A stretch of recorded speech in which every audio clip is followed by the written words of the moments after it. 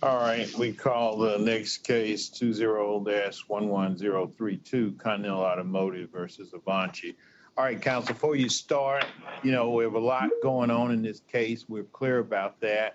We get these late breaking quote 28J letters, but I don't want to spend the whole argument about these 28Js. The rule says what it is. An argument could be made, well, maybe this isn't properly 28J.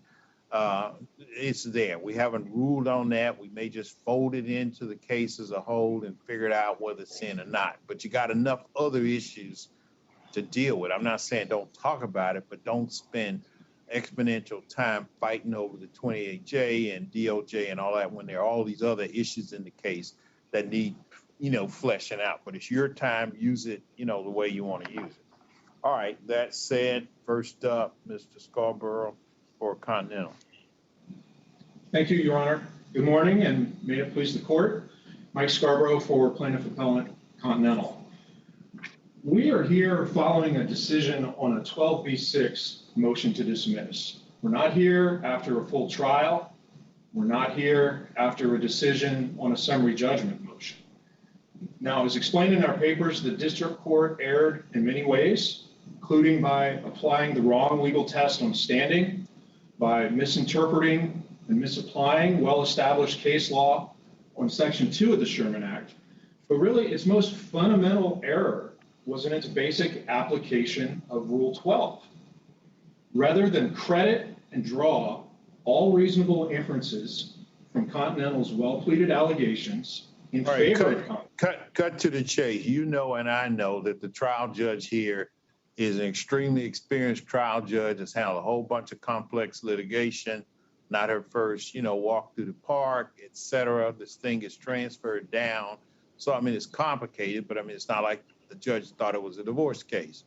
So it's there, it's on 12B and so forth. The main, start off argument, and you've got a 61-page complaint, I think, or something. It's a behemoth. So, cut to the core of where you're headed in terms of how this got off track. We've got this thing here where y'all talking about evidence that the district court asked for, and there's all these ancillary papers, and it starts sounding like it was a summary judgment instead of on 12B. So I lose it at points where all this other stuff that's not part of the complaint seems to get feedered in, yet we're on the 12B. Do you follow what I'm saying? So I want to initially be where you are on the 12B determination and how the district court, from your standpoint, got off track. Is it the legal standard that you're saying she failed to adhere to? Is that the main deal? We think that's really a pervasive error in the court's analysis. And just following up on Your Honor's point about the submissions that were asked for at the case management conference in January of last year, which we've referred to in the papers as the harm documents. The district court later made it clear that it did not consider those submissions in deciding the 12B6 motion. So, we can talk about what do those documents mean potentially for amendment of the complaint, but the district court did not consider those for purposes of the 12B6 motion. So what we're left with and what we should be considering is really just Continental's complaint. And our position is that the district court did not properly credit what was in Continental's complaint. So let me give a few examples of that and why it really matters. So in talking about the Section 1 claim, what the district court concluded was that there couldn't be a Section 1 violation because the Avanci agreement allows the licensor defendants to independently license outside the pool. And the court also found that certain licensor defendants have responded to Continental's request for individual standard essential patent licenses. And so what the court effectively found was that individual licenses are fully and realistically available. And that is the only issue that's in dispute with respect to the Section 1 claim. But Continental's allegations in the complaint are that individual licenses are not being offered. And the district court just disbelieved or decided not to pay any attention to those allegations. They're not being offered at all, or they're not being offered at a price that you want? Direct licenses are not being offered at all. Those are the allegations of the complaint. And even today, full direct licenses are not being offered to Continental. It's completely clear from the record. So if the court, the ultimate issue in dispute on Section 1 to determine whether or not there's an actual restraint of trade is where licenses fully and realistically available, that's a fact-intensive inquiry. That's something that you could maybe resolve on summary judgment, or maybe you could resolve it at a trial. But you can't take Continental's allegations that are blow by blow through each of the defendants that walk through how full direct licenses are not being offered at all, not even talking about price. You can't ignore those and draw that conclusion and decide the Section 1 issue against Continental. So that's one example. Another example is with respect to Section 2, where the district court really speculated that the standard setting organizations might have adopted the defendant's technology, even if they had been advised by the defendants that they had no intention to abide by their FRAND commitments. First, that's just pure speculation, not really proper on a 12b6 motion, and it's a conclusion that's expressly contradicted by the relevant SSO policies of ETSI, of TIA, and ADIS, and it's also directly contradicted by the specific allegations of the complaint. We know and have alleged that defendants' IP would not have been incorporated into the standards had defendants come clean with their licensing intentions.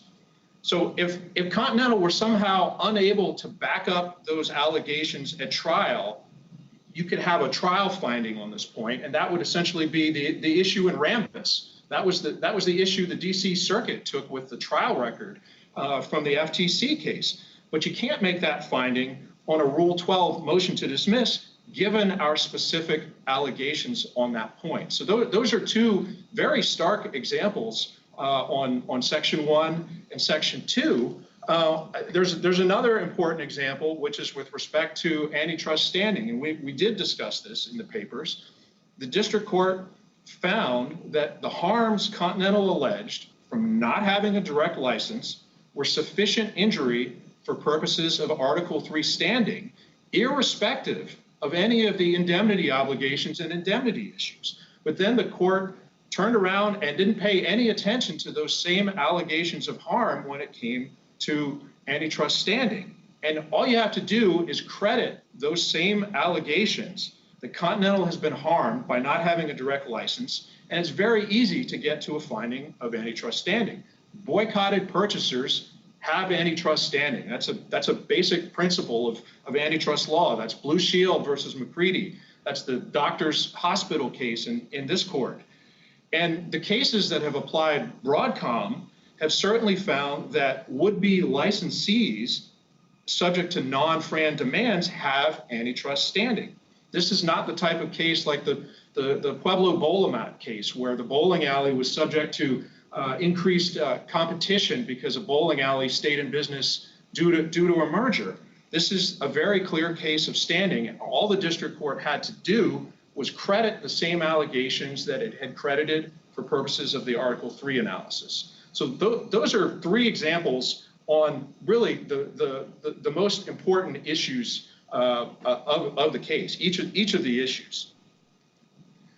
I'd like to turn briefly to the notion that also came up in the letter brief that was submitted by the defendants on Monday, that the defendants' conduct has not harmed competition. And first thing I'd note about that is that we're dealing with allegations of a group boycott, which in most scenarios are condemned as per se illegal. We're only looking at the rule of reason here because we're dealing with a patent pool. But what defendants are doing is collusively engineering who can access their IP for the purpose of driving up their price. That's a distortion of the competitive process. But second, with respect to Section 2, defendants have completely subverted the standard selection process of the SSOs and undermined the FRAND safeguards that keep the standard setting process competitive, as found by the Supreme Court in Allied 2. That's not competition on the merits. That's the willful acquisition of monopoly power as distinguished from growth or development as a consequence of a superior product, business acumen, or historic accident. And that's what Section 2 precludes. And the conduct that defendants have been committing has had real effects on competition at every level of the automotive supply chain. In the first instance, you have the displacement of the competitive process that's been required by the SSOs for the development of standards, and it's altered what IP is included and how the standards are shaped. And then post-standardization, you have the defendant's abuse of their unlawfully acquired monopoly power to harm competition. You have reduced innovation by Tier 1, Tier 2, and Tier 3 component suppliers. You have increased costs at every level of the supply chain, and you have reduced output and choices. And yet, at the end result is you have higher prices to consumers. It's not just Continental saying that. We have the friend of the court submission by automotive OEMs themselves, Honda and Tesla, talking about not only the harm to them, but the harm at every level of the supply chain. So I want to say a little bit more also. I want to understand sort of how your theory implicates price. As I understand it, everybody agrees that the auto manufacturers themselves have access to FRAND pricing for all the relevant patents, right? We don't agree with that. We don't agree that the price that's being offered by the Avanci platform to the automotive OEMs is a FRAND price. We think it's radically out of proportion with what would be a FRAND price. Well, fair enough. I apologize for my misunderstanding that. But that still gets to my main question, which is they have access to FRAND pricing just by virtue of the fact that they can litigate those issues, right? I mean, they can go sue breach of contract and obtain FRAND pricing. So what is ultimately, as long as the courts are in operation and will litigate those issues in good faith, where is the harm to competition and price? Well, the harm to competition is all the things that I just said. And the first problem with the scenario you posited is just have the OEMs go out and file litigation. They're not well positioned to do this. An automotive OEM is producing an extremely complicated product with thousands upon thousands of products. You know, there's windshields and seat belts and tires and all kinds of things that go into a car. They are not experts on the connectivity technology that is at issue in this litigation and that's being licensed by the Avanci pool. Really, Continental is. Continental understands this technology and its products that implement the technology. So the one that has the best ability to negotiate a fair price for that IP is Continental, or maybe even farther up the chain to the one that makes the baseband chip. So the OEMs are not well positioned to negotiate these prices, and we saw that in their submission. They say we've got thousands of things to worry about, and they've told Continental repeatedly, this is your problem. This is your product. You're supposed to be giving us products that are free and clear of any IP issues. We expect you to resolve it, and that's why Continental has filed this case. But it's fundamentally, to get back to your original question, here's my question though: why haven't the auto manufacturers joined you in litigation? And pardon my ignorance if there's an obvious answer to that, but Well, the auto manufacturers have been involved. They've been sued by the defendants in other jurisdictions. They are being sued all over the place in Europe. They're not joining you in this antitrust theory. No, they regard it as Continental's issue to resolve, because it is Continental's products that are allegedly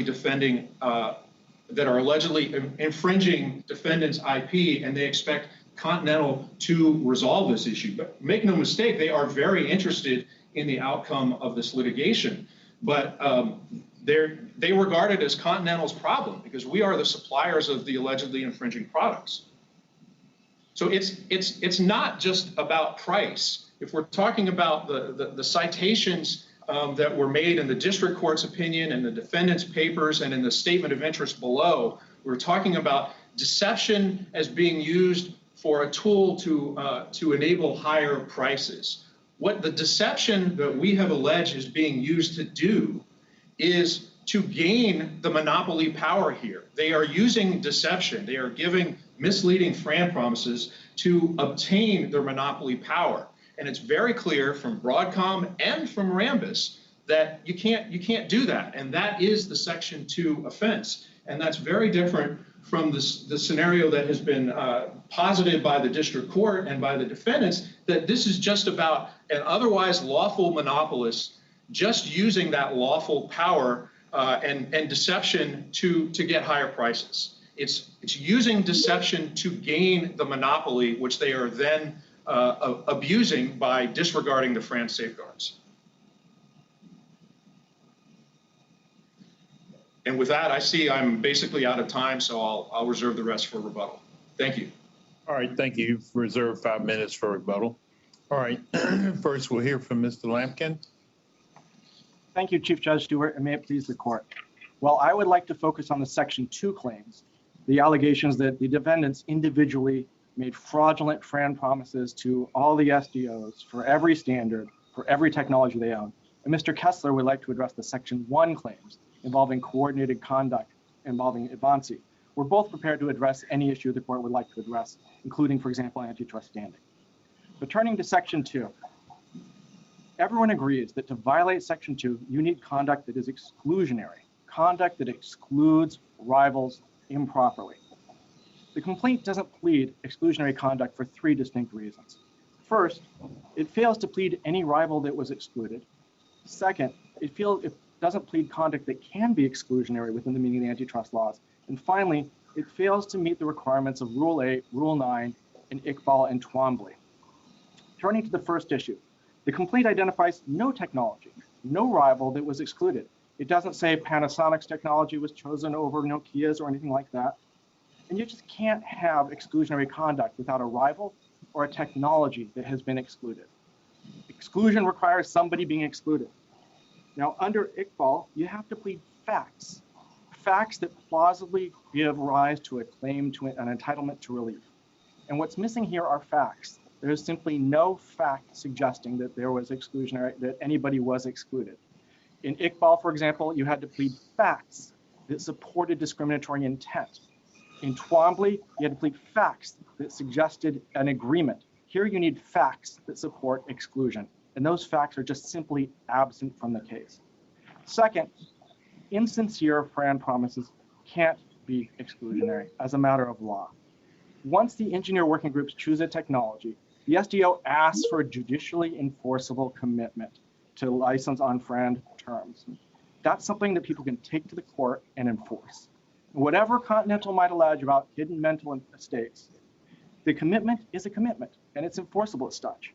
An exclusion of one technology that is subject to a Fran commitment in favor of a superior technology that is subject to an also enforceable Fran commitment simply isn't exclusionary conduct.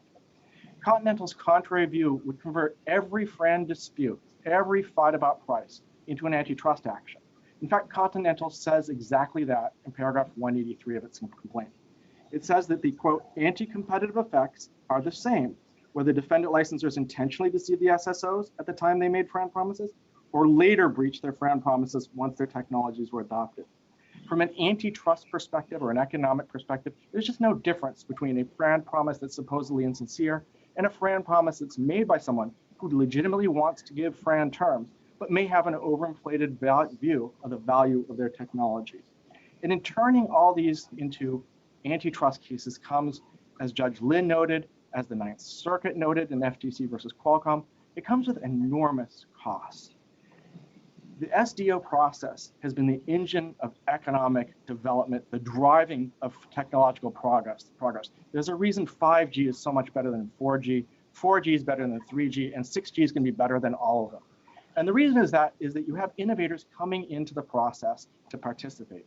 But if you threaten them with treble damages every time someone with no facts says, gee, your Fran promise was fraudulent, then they're not going to participate, and that destroys the process. And it does so for no legitimate value. There's simply, issues like holdups simply don't exist anymore. One, because as Judge Ho pointed out, the Fran promise can be enforced in court. Under eBay and similar rulings in other courts, you can't get an injunction if you're not obeying Fran. And finally, if you sue for damages, what are your damages capped at? They're capped at Fran. The notion that somehow or another there's an anti-competitive injury here that needs to be adjusted outside of a contract simply isn't correct. What do you make of, what's your response to opposing counsel's point that there's a fact issue here, namely that they can't get access to these patents not only through Avanci in the bundled format, but even individually, and therefore they should at least be able to develop those facts? Yeah. So I risk stepping on Mr. Kessler's toes because that sounds like it's more in the land of Section 1. But I think the short answer on that one is you need actually competitive injury. You need injury to competition. And they plead themselves out of injury to competition because they say, gee, we make TCUs for automakers. And who are they competition with? Other TCU component makers. They don't, and then they allege that, hey, we're actually all in the exact same boat. So for example, if you look to, Is your main point that basically there's a mismatch in terms of what level of the marketplace is the alleged anti-competitive conduct? Well, I think that the alleged anti-competitive conduct for Section 2 purposes, they say that occurred at the SDO, but without any facts to back it up. And then with respect to Avanci, yes, I think the argument is that we're overcharging OEMs. But the problem with that is, look, there's no competitive effect with respect to TCU makers because they're all in the same position. If you look at paragraph 149, they say the practice applies to all other implementers in the supply chain. Everybody's treated equally, so you're not having a competitive issue. Or the record on appeal, where he argues that all tier 1 suppliers are, quote, in the same boat. There's just no antitrust injury when you don't have you have a competitive impact. Turning back let me come back just, I guess, the first principles where I was. I mean, there are, as you say, 80 something paragraphs in this complaint. And I know that girth doesn't necessarily mean that, it carries the day, but every paragraph, every allegation is sufficiently complicated. I mean, it's complex. This is a complex issue. And I fully recognize the quantity involve any trust cases. But as I said, in looking at this case, the back and forth about submissions, about evidence, I know the district court said she didn't consider the things that were presented.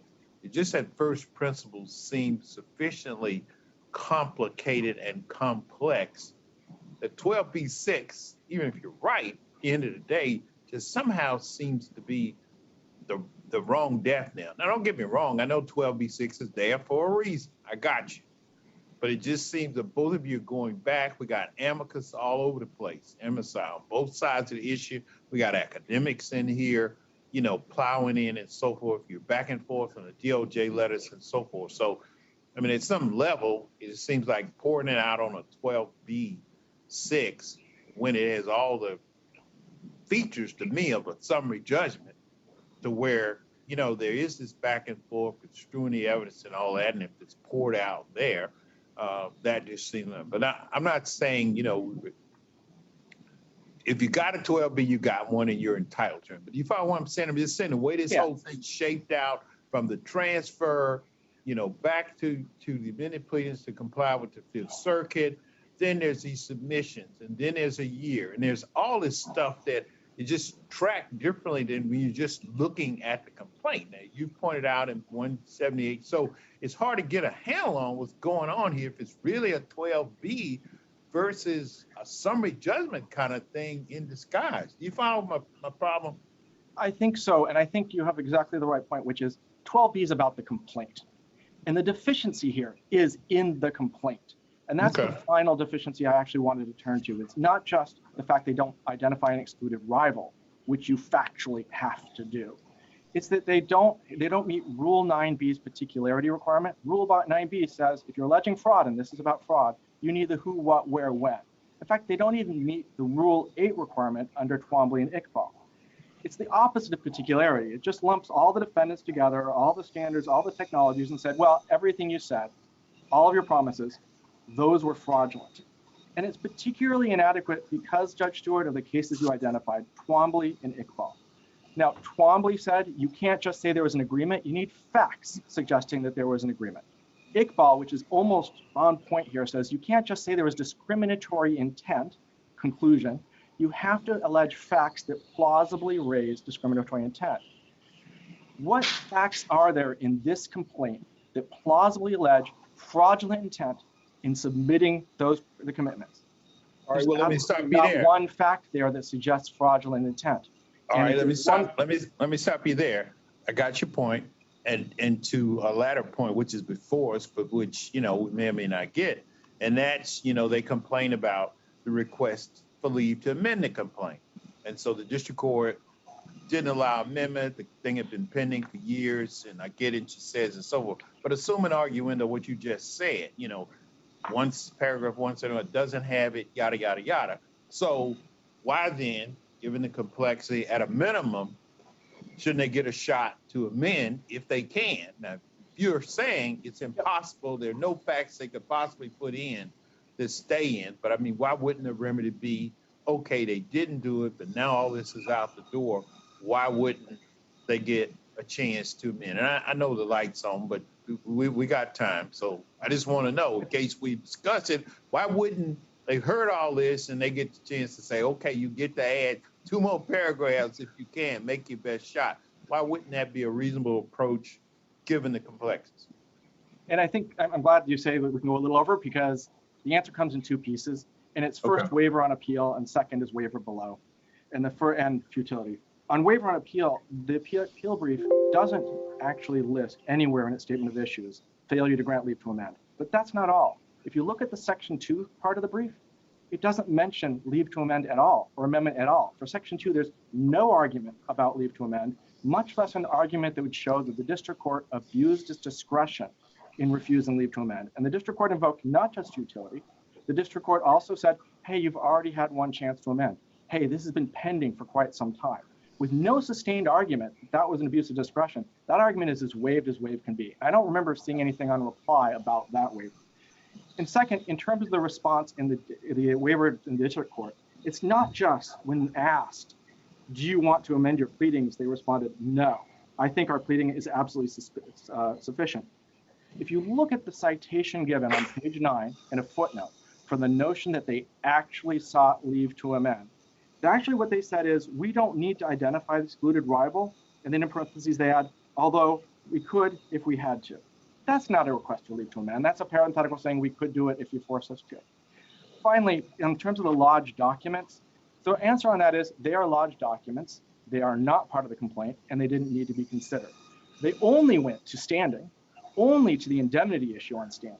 And even there, they weren't sufficient. 16 of the 17 seem to involve an entity other than the Continental plaintiff that is the plaintiff in this case. And the 17th doesn't overcome what the district court identified as a huge problem on standing in terms of the indemnity issue, because it doesn't say, hey, we have paid above FRAND rates, which would be the first requirement for them to have imminent harm, that some OEM, some automaker paid above FRAND rates.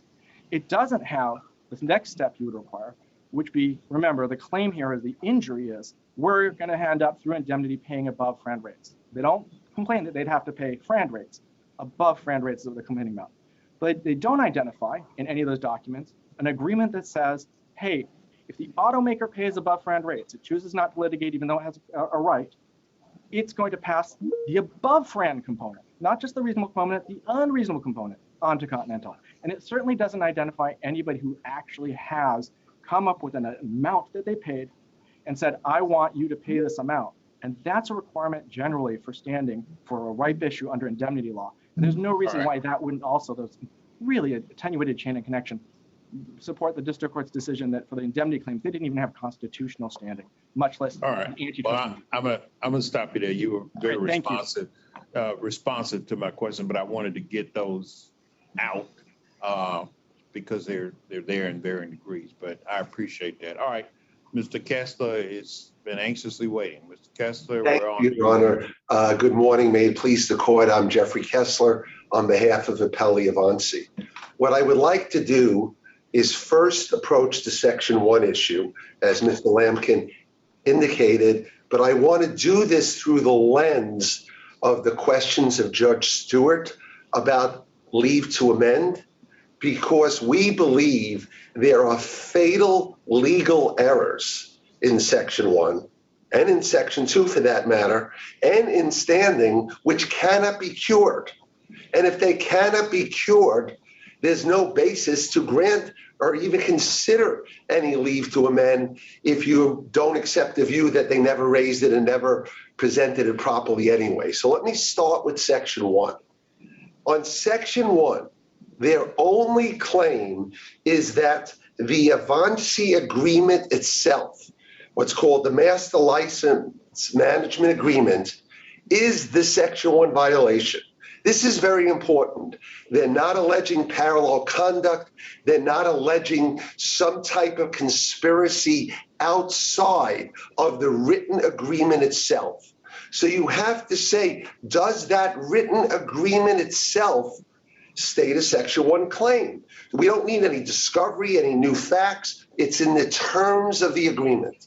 And when you look at the terms of the agreement, it specifically allows for individual licensing by each of the members of Avanci or a platform group license, just like the Supreme Court addressed in the broadcast music case, and on remand, the Second Circuit addressed in CBS. And what they said is if you're offering a group license to IP, it's an alternative, not a restriction, as long as the individual licensing is allowed. Now, what is the response to that? Well, you heard counsel for Continental say, we allege we've asked for these licenses and no one will give them to us. You heard him say that just today. And Judge Ho said, well, isn't it true that what you've actually alleged is that they don't offer the price you want? Judge Ho is exactly right. And page 143 of the amended complaint, which I will quote, this is Conversant responding to Continental's request for an individual license. Quote, when Conversant responded, it stated that it was offering a FRAN license to its SEP portfolio to manufacturers of vehicles with cellular functionality and only expressed a willingness to make the same offer to Continental. So in other words, their own complaint says there was an individual license offered, but they don't like the price. Not liking the price is not a restriction. Similarly, in paragraph 141, Avanci offered to get authority, this is in their complaint, to offer Continental an individual license at the same rate. They don't like that rate either and said, Avanci, don't bother. They were not interested in that. So the point here is there's nothing in the complaint to plausibly support the fact that it's a restriction. Finally, and you may hear this on reply, they point to what's called the double dipping provision in the agreement, which says that you can't get paid twice for the same patent. So if a company takes an individual license and a pool license, it's up to the patent owner to reduce the fee so they only get paid once. They say this is a restriction, but it's not. There's no logic to it. Two scenarios. If you are a patent owner dealing with a company who has no Avanci license, you have every incentive to offer your license because they may never take an Avanci license individually. You get your fee. If they then do an Avanci license, it's true you can't get paid twice, but you don't end up worse off. You're just in the same spot. Similarly, if someone takes an Avanci license first, they don't need individual licenses, but that's not a conspiracy or restriction. That's broadcast music. It is, in fact, more efficient to offer the group license, as the Department of Justice found in their business review letter. It is more efficient to do that. So many companies may prefer the group license. That doesn't state a conspiracy claim. So the Section 1 claim can't be repaired. Similarly, This Section 2 claim can't be repaired. To elaborate on what Mr. Lamken was saying, the problem they have is that they cannot get around the fact that FRAND is a contractual right that can be enforced, as Judge Ho pointed out. Therefore, says any exploitation of any monopoly power to exclude others can never take place in this context, because what happens is that this is in the complaint, every applicant was required to make a FRAND promise. That's very, very clear. And second, that promise could be enforced. So there's never any situation where someone has tricked their way into the standard and doesn't have a FRAND obligation. They do have a FRAND obligation. So you never get to an exclusionary effect. And they say they can't fix that. There's no way to fix that in the amended complaint. They also can't fix the fact that some of the people they're claiming committed a fraud couldn't commit a fraud. For example, they lump all the defendants together and say Avanci's in there, having committed a false FRAND representation. Avanci, they admit, owns no patents. It made no FRAND representations, but somehow Avanci is thrown into the mix.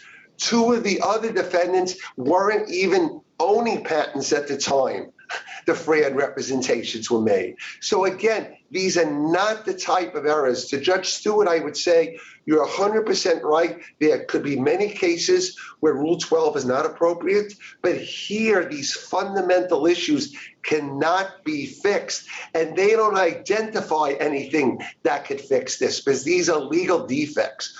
Finally, on standing, they can't fix those either. They have two standing theories of harm. One is that they suffered harm because the OEMs will overpay for the license and then seek indemnification or reimbursement or put responsibility on Continental. And again, I think Judge Ho said this very well. They're at the wrong level. The anti-competitive harm there, the antitrust injury, would be to the OEMs who have not filed a lawsuit. They could file a lawsuit. They've had no interest in filing a lawsuit. That's where the anti-competitive harm occurs. This court, was very clear on that issue in the Jabico case. There's no question. This is just like a case where someone who's renting property is the victim, allegedly, of an antitrust violation. That doesn't give standing to the owner of the property who's renting to him, even though they might have a lease that says, I get a percentage of your revenues. If that's contractual, it's at the wrong market level. It can't be fixed. Their other theory of harm is group boycott. And you've heard counsel talk about group boycott, group boycott. What's the problem with that? There could be no antitrust injury because this is not a group boycott of a purchaser. This is someone who might get a license, and what they're alleging is Avanci and the other patent holders aren't asserting infringement against them, aren't seeking for them to be licensed, so they and other component suppliers are totally free to sell their products. So there can't be any antitrust injury. This is not a case where they took a license and said they overpaid. They didn't take a license. This is not a case where they plead that anyone has accused them of infringing or is trying to stop them to compete. Now, you may hear counsel say, oh, but we've alleged in the complaint that this impedes our ability to develop new products or develop technology. Every one of those assertions are conclusory. There are no facts pled. There's no way that they actually can assert that. So again, these can't be fixed. What this really is a case where the auto companies who might have a cause of action to assert don't want to do so. Continental's trying to stand in their place. It has no standing, no antitrust injury to do so. And its real complaint is not that it can't get an individual license, but it doesn't like the price it has to pay. Unless the court has further questions to me, I think I've just used up my time. All right. Thank you, Mr. Kessler. Appreciate it. All right. We're back to you, Mr. Scarborough, for rebuttal. Thank you, Your Honor. Your Honor is quite correct. These are deeply fact-intensive issues. They are fact-intensive issues with respect to standing, with respect to Section 1, and But with on the last page of the district court's order, after all those pages, she says Continental's claims are legally untenable, close quote. She doesn't say anything about facts. She says the claims are legally untenable. I mean, so that suggests to me she had a grip around the legal matters and not find it factual. And both the other sides have come at you basically saying you haven't pled facts that would make out a claim. So address straight on their arguments about the legal untenability of the claims. Well, that's just dressing up the court's analysis as a legal analysis. The root cause of the problem was not crediting Continental's allegations. I'll start with what Mr. Kessler said. He claims that the test here is whether individual licenses are allowed just by looking at the Avanci agreement. That is not what the case law says. Case law says you have to look at whether licenses are fully and realistically available outside the pool. And that by definition— He also points out, though, your own complaint on paragraph 143